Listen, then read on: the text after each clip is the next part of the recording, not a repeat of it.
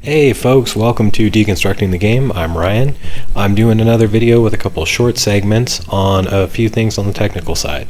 Now today's is going to be about the debug menu, and that's the in-game debug menu. I'm not talking about re-enabling the console.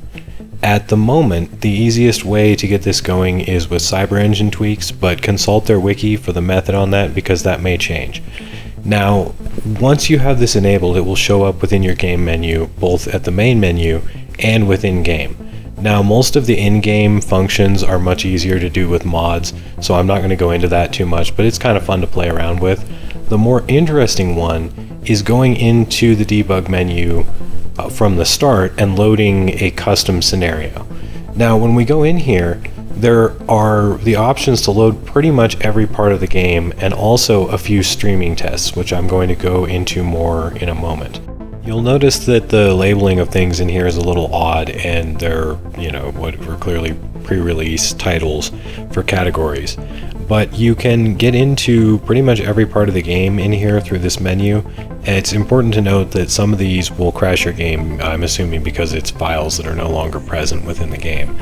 But you can get to all sorts of things, every mission, every gig, everything that you would want to get to without having to keep a bunch of saves. If you are using the PC version and mods, this makes it really easy to get to anywhere you would want to go. And I'll talk about how that can be really convenient here in a little bit. But first I want to talk a little bit about these streaming tests and how it really kind of bums me out these aren't in the game as a benchmark for us to use. Now, all of these are vehicle segments that test driving around the city, and they increase in complexity and strain on your computer.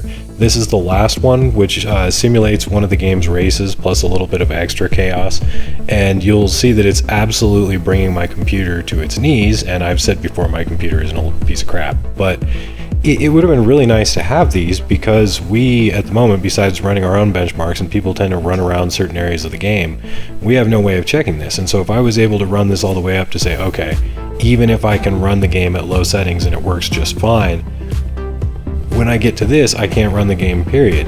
And so if it was the case where I couldn't turn the settings down any lower, I would know that I just plain can't run the game all the way through, which, I mean, considering this seems to be a huge problem for this game, it really seems like a no-brainer to me to make these available to us within the menu to run as a benchmark.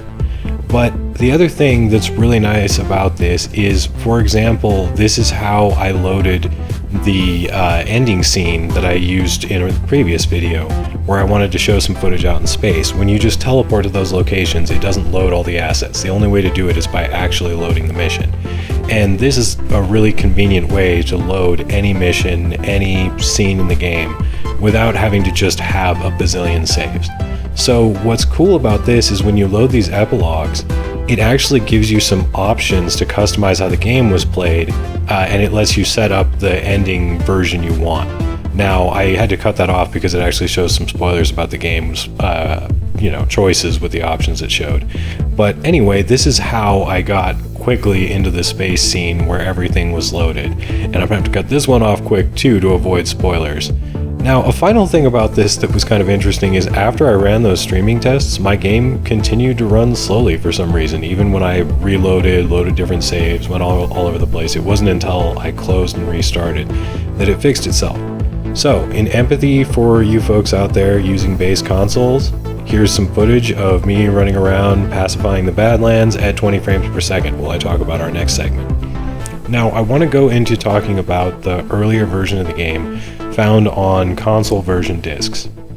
This is something that I heard about from Mike's original videos a couple months ago now, and he's been talking about it, but I haven't really had much of a chance to look into it. And much to my dismay, I learned something unfortunate. It appears it was only the initial launch discs that have that version, that it doesn't even show a version number, and it's not the version that came on all the other discs for the PC version and that other people have bought since then. That's the bad news. I purchased my Xbox copy in April after having played it on PC since launch, and so mine was not a launch one apparently, and it came with 1.004 on the disc, just like the PC version did. So that it appears that it's only a small amount, or however many were sold. I don't know how large of an amount it was, but the ones that were sold initially at launch have that earlier version on the disc, while ones sold later do not have it, and for the most part seem to have the later version.